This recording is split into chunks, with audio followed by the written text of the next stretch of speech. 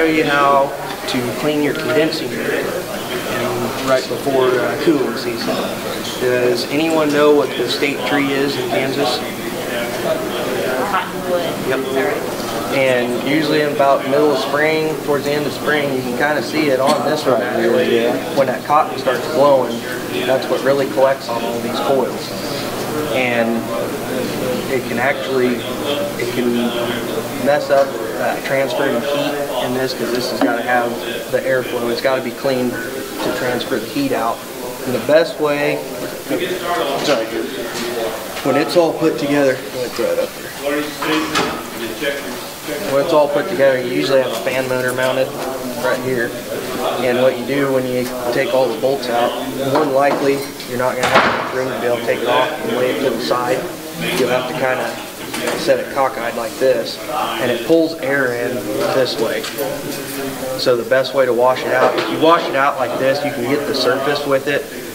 But if you try to wash it out from the outside in, that you'll pack the dirt in further. So the best way to do it is make sure you got the power off, of course, and take everything apart, set it to the side like this, and then you take your garden hose, and you don't want it on like a jet stream, because it'll actually, these coils are pretty easy to bend. I'm not putting a lot of pressure, and I can bend them over. And run it on what was that? What's that setting? It wouldn't be mist, it'd be like flow. Fan. The ones that have the different settings, they're the best ones to do. And you run them up and down with the actual fins of this. You don't want to go against them, because that can bend them over.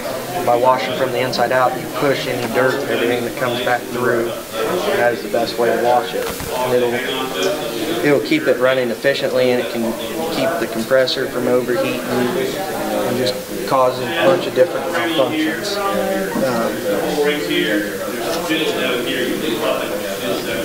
Sometimes there's something on these.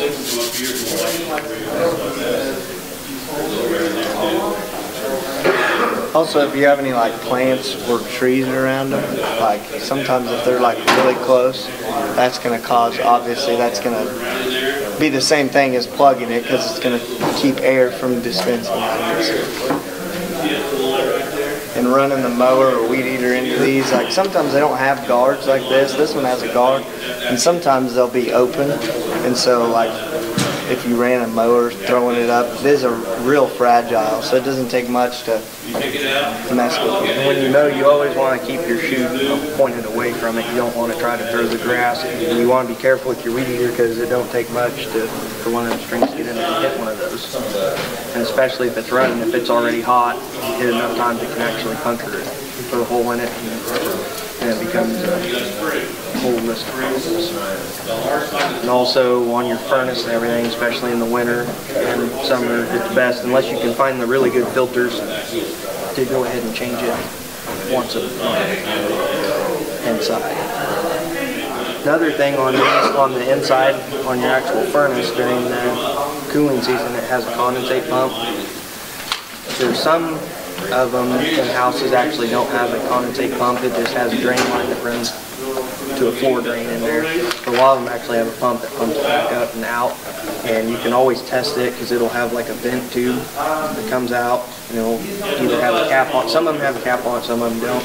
You can actually take a glass of water and just pour it down that vent, and that'll fill up the condensate pump, and it brings the float up and it pumps the water out. That's another way, because if that backs up, that can just flood, because it'll, especially when it starts getting real humid out, that's when everything condensates. And by not keeping the filter clean and changing it, you can actually plug up the A coil, your evaporator coil inside, and if you have to do that, they have to pull that whole thing out to clean it. And that's, instead of being as simple as changing a filter, it can actually be a pretty costly issue. Another thing, the vents in your house, like you see them on the ground, it could be your return air, your supply air vents. Just make sure you don't block those. Like, you know, you can have a couch up against them, and as long as they have room, those vents, you know, just to get some air, because most of them are your return air vents. Well, that's going to take air back to your furnace and your return air. So by blocking that, you're restricting airflow. So as long as you don't cover them up with like blankets or something, you know, where they just can't get any air, that's fine. Like you can have furniture up against them as long as air can get down that vent. And so that's something to kind of watch too.